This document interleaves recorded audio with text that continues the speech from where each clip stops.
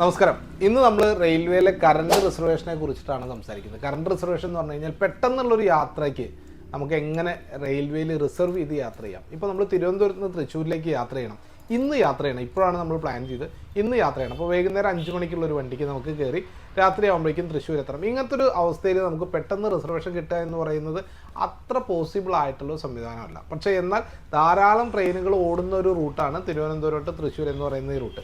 അപ്പോൾ അത് കാരണം കൊണ്ട് തന്നെ അതിൽ ടിക്കറ്റ് ഉണ്ടാവാനുള്ള സാധ്യതയുണ്ട്. അപ്പോൾ നമുക്ക് അതെങ്ങനെ ബുക്ക് ചെയ്യാം, അതെങ്ങനെ ഇനിയിപ്പോൾ ബുക്ക് ചെയ്യാൻ സാധിച്ചില്ലെങ്കിലും നമുക്ക് എങ്ങനെ സ്ലീപ്പർ ക്ലാസ്സിൽ യാത്ര ചെയ്യാം, ഈ രണ്ട് കാര്യങ്ങളെക്കുറിച്ചാണ് ഇന്നത്തെ വീഡിയോ.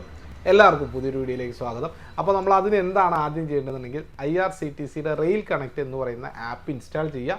അതിലാണ് നമുക്ക് ഏറ്റവും സേഫായിട്ടും ഏറ്റവും കൃത്യമായിട്ടുള്ള വിവരങ്ങൾ കിട്ടുന്നതും. അതാണ് റെയിൽവേയുടെ ഓതറൈസ്ഡ് ആയിട്ടുള്ള ആപ്പ്. ഈ ആപ്പിൽ നോക്കിയിട്ട് നമ്മൾ തിരുവനന്തപുരം ടു തൃശ്ശൂർ നമ്മൾ സെർച്ച് ചെയ്യുക.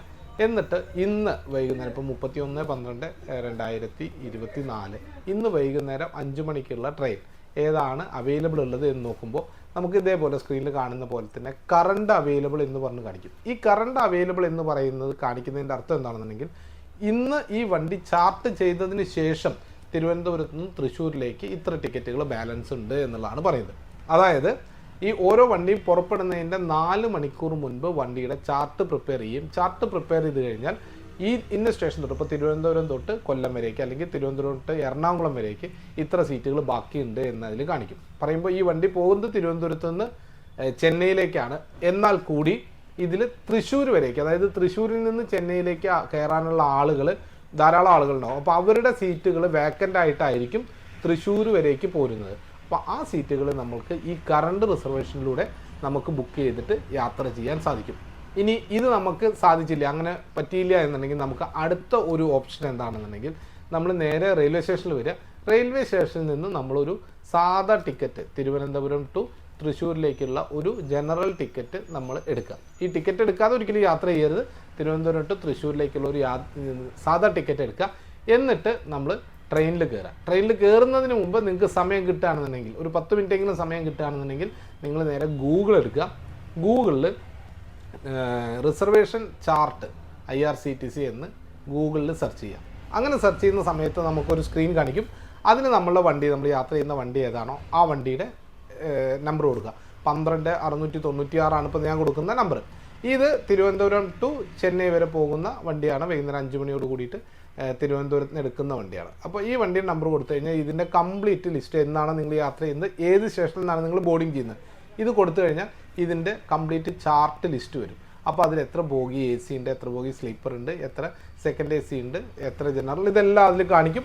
അതിൽ നമ്മൾ സ്ലീപ്പറിലാണ് നമുക്ക് യാത്ര ചെയ്യാൻ സാധിക്കുന്നതെന്നുണ്ടെങ്കിൽ നമ്മൾ അതിലാണല്ലോ യാത്ര ചെയ്യാൻ ഉദ്ദേശിക്കുന്നത്. അപ്പോൾ നമ്മൾ സ്ലീപ്പർ S1, S2, S3 എന്ന് പറഞ്ഞ് കാണിക്കുന്നുണ്ട്.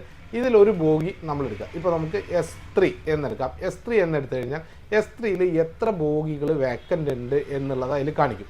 അപ്പോൾ അത് തിരുവനന്തപുരം തൊട്ട് ചെന്നൈ വരേക്ക് എത്ര എണ്ണം വേക്കൻ്റ് ഉണ്ട് എന്നുള്ളതാണ് പച്ച കളറിൽ കാണിക്കുക. മഞ്ഞ കളറിൽ കാണിക്കുന്നത് കുറച്ച് ദൂരം വരേക്ക്, ചിലപ്പോൾ കൊല്ലം വരേക്കോ കായംകുളം വരേക്കോ അല്ലെങ്കിൽ തൃശ്ശൂർ വരേക്കോ ഉള്ള വേക്കൻസികൾ നമുക്ക് കാണിക്കും. അപ്പോൾ നമ്മൾ അതിൽ തൃശ്ശൂർ വരേക്ക് വേക്കൻ്റ് ഉള്ള ഏത് ബോഗിയിലാണ് ഉള്ളതെന്നുള്ള ഓരോ സീറ്റിൽ നമുക്ക് ചെക്ക് ചെയ്ത് കഴിഞ്ഞാൽ അറിയാൻ സാധിക്കും.